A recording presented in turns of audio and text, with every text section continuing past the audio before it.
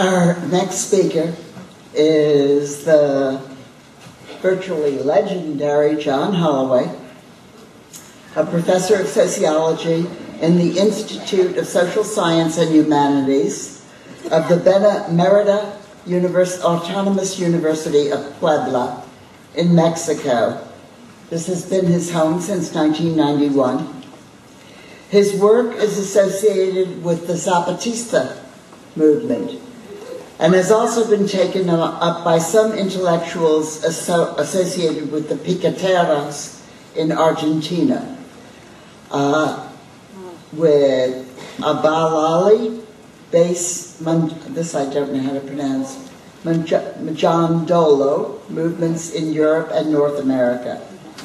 His publications include Crack Capitalism, 2010, and I think most famously Change the World Without Taking Power, and Zapatista, Rethinking Revolution in Mexico, that he co-edited with Eloína Pelaez.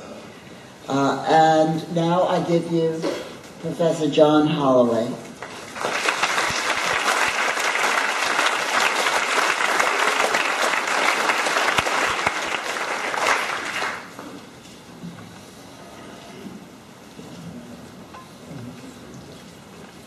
Thank you. Very many thanks, Francis, for that absolutely intimidating introduction.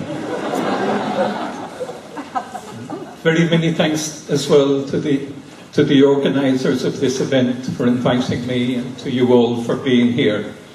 For me, it's really, really delightful and also a little bit frightening, because this is actually the first time I've ever spoken in the heart of the evil empire.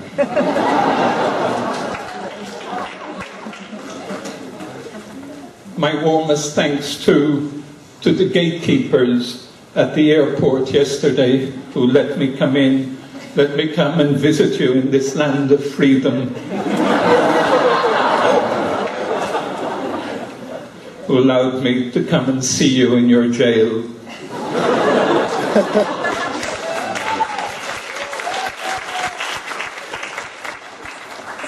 Perhaps they let me in because they didn't realize that there is a mutiny in the jail, a revolt at the heart of the empire. We are here to celebrate 2011, and it's overflowing into the current year, 2012, a year of glorious revolt in all the world, a year in which our insubordination made it clear that we are the crisis of capital.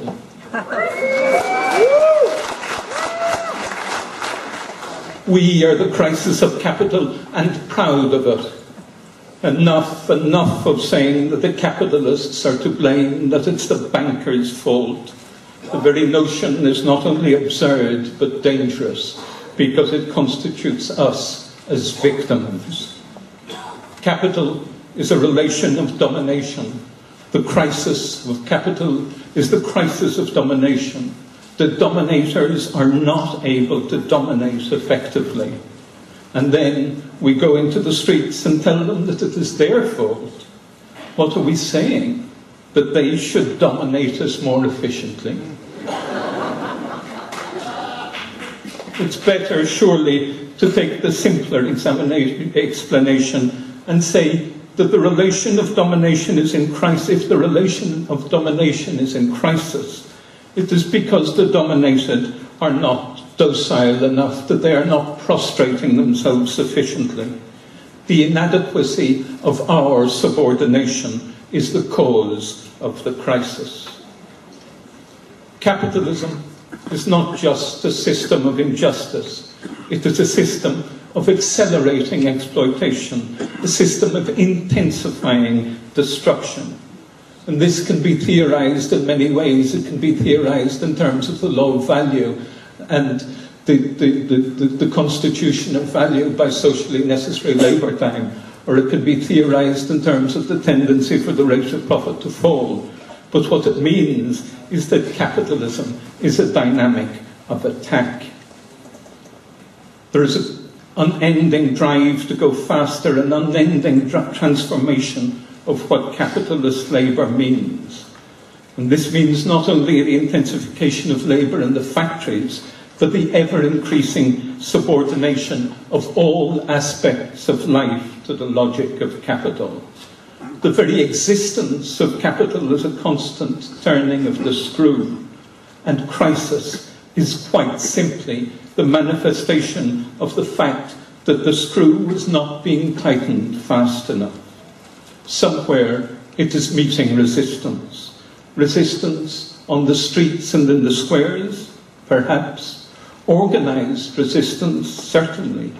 But also it may just be the resistance of parents who want to play with their children, lovers who want to spend an extra hour in bed, students who think that they can take time to criticise humans who still dream of being human. We are the crisis of capital, we who do not bow low enough, we who do not run fast enough. And in this situation of crisis, there are really only two solutions.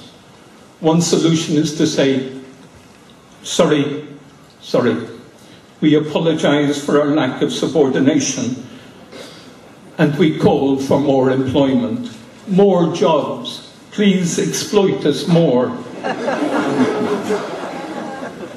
And we shall work harder and faster. We shall subordinate every aspect of our lives to capital. We shall forget all this childish nonsense about playing and loving and thinking.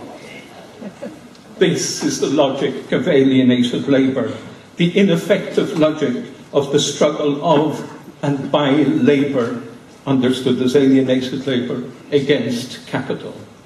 The problem with this solution is not only that we lose our humanity, but we reproduce the system that is destroying us. If we are successful, unlikely, but if we are successful in helping capital to overcome its crisis, then the faster will continue the subordination of all life, human and non-human, to the requirements of value production will be intensified. And then there'll be another crisis, and so on. So on, not so on forever, but so on, and it may not be very far until humanity is extinguished. And the alternative, and really I think it's the only alternative, is to say openly, no, sorry, we are the crisis of capital, and we will not yield. We will not accept what capital is doing to us. We take pride in our lack of subordination, in our refusal to bow to the capitalist logic of destruction.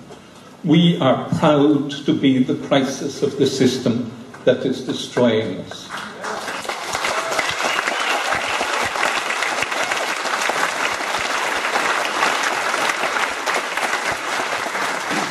Look at Greece, the very centre of today's financial crisis. There, the crisis is very clearly a crisis of insubordination. The capitalists and their politicians state it very clearly. The Greeks do not bow low enough.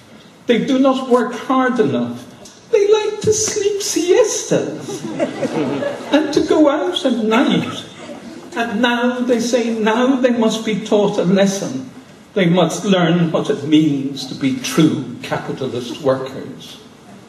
And by teaching the Greeks a lesson, they say we will also be teaching the Portuguese and the Spanish and the Italians and the Irish and all the other insubordinates of the world. And in this situation, there are really only two possible options. One is to say, no, that's not true. We are good workers. Just give us more jobs and we will show you how hard we can work. We will rebuild capitalism again in Greece. And the other option is to say, yes, you are quite right. We are lazy. We are lazy and we will fight for the right to be lazy.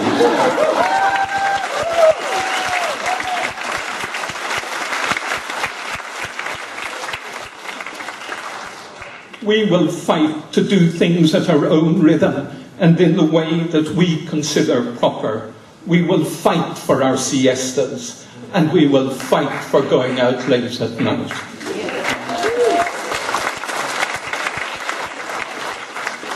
So no to capital and no to capitalist labour, because we all know, that capitalist labour is literally destroying the earth, destroying the conditions of human existence. We shall build a different sort of sociality.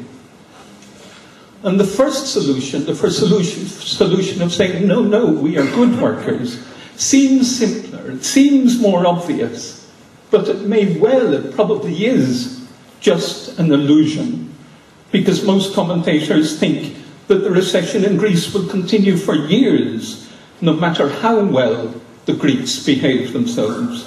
And if you want to know what prolonged capitalist failure looks like, prolonged capitalist failure without hope of radical change, then just look across the border and look at the tragedy in Mexico.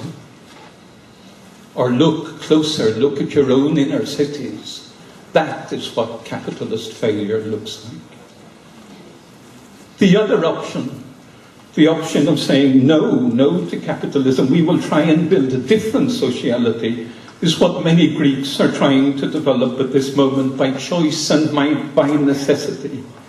If capital cannot provide the basis of life, then we must do it in other ways, by forming networks of mutual support, by proclaiming no house without electricity, and getting together groups of electricians who go around reconnecting people as soon as their electricity supply is cut off.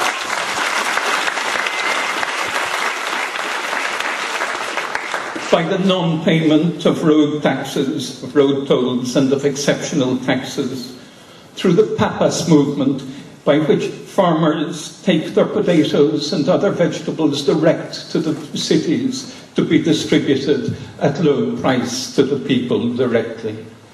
By the establishment of free shops, the creation of community gardens, the return to the countryside. And just beginning also the recuperation of factories, at least the recovery so far of a hospital and of a newspaper. This is a lot more complicated and a far more experimental way forward, in which there is no correct line, there is no revolutionary purity.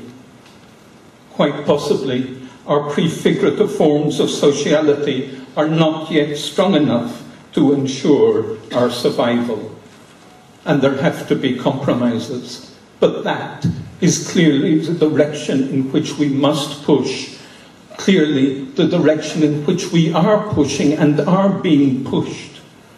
This world we are trying to create is a world without answers, a world of asking we walk, a world of experiment. But we are guided by our no to the inhuman, obscene, destructive system of capitalism, and guided by a utopian star distilled from the hopes and dreams of centuries of struggle. Crisis, then, confronts us with these two options. Either we take the highway of subordination to the logic of capital, in the clear knowledge now that this leads directly to the self-annihilation of humanity. Or else we take the hazardous paths, many paths, of inventing different worlds, here and now, and through the cracks we create in capitalist domination. And as we invent new worlds, we sing loud and clear that we are the crisis of capital, we are the crisis of the rush towards human destruction, and proud of it. We are the new world that is pushing through. Get out of the way, capital.